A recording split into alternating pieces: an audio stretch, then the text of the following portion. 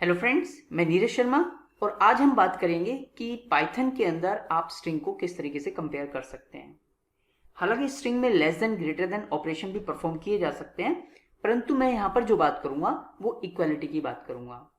यानी अगर दो स्ट्रिंग को आपको चेक करना हो कि ये स्ट्रिंग इक्वल है या नहीं है, तो आप कैसे चेक कर सकते हैं। और अगर आपको केस इग्नोर करके चेक करना हो तो कैसे करेंगे। फॉर एग्जाम्पल, यूजर से आपने इनपुट लिया यस। अब यूजर स्मॉल में भी डाल सकता है, कैप्स में भी डाल सकता है, लेकिन आप चाहते हैं कि केस को इग्नोर करके तब कंपैरिजन किया जाए। तो इसके लिए आपको lower case upper case use करना चाहिए या केस फोल्ड यूज करना चाहिए। और केस फोल्ड मेथड और लोअर केस मेथड के अंदर क्या डिफरेंस है, ये भी आज हम अंडरस्टैंड करेंगे।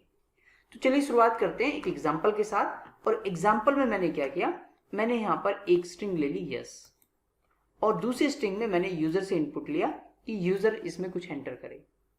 अगर यूजर यस एंटर करता है तो मैं चाहता हूं कि मैं इस स्ट्रिंग 1 से उसे कंपेयर करूं, और अगर यूजर ने यस एंटर किया है तो मैं प्रिंट करूं equal, otherwise not equal.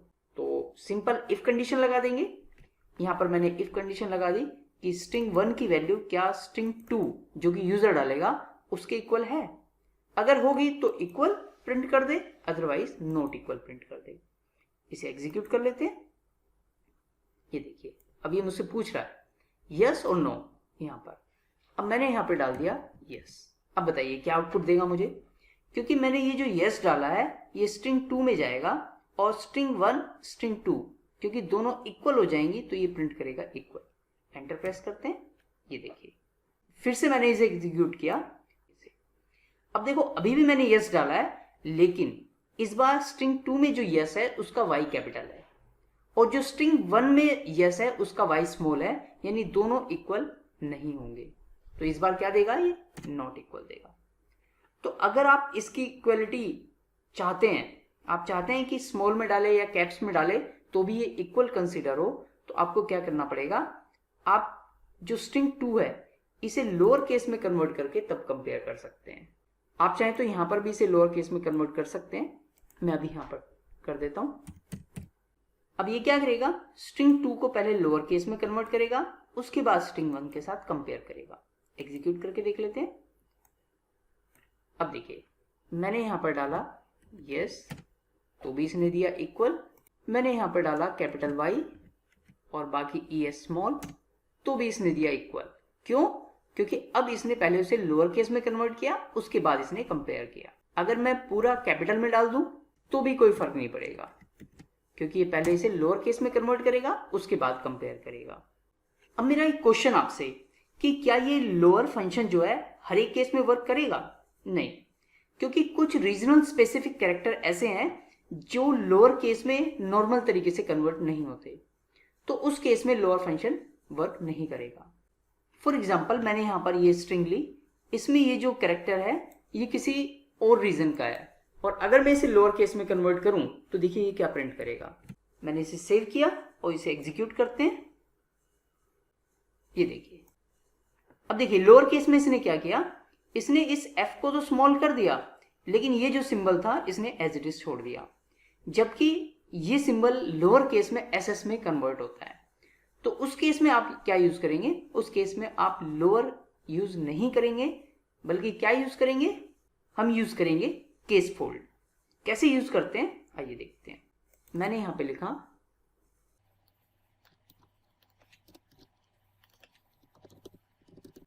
Case fold. अब एग्जीक्यूट करके देखते हैं।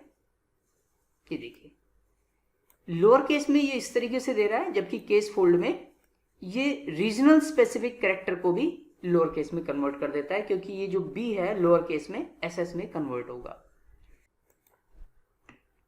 अब देखिए, मैंने क्या किया, यहां पर एक स्ट्रिंग ली ये और दूसरी स्ट्रिंग ली मैंने ये एक्चुअल में इसका लोअर केस वर्जन ही है।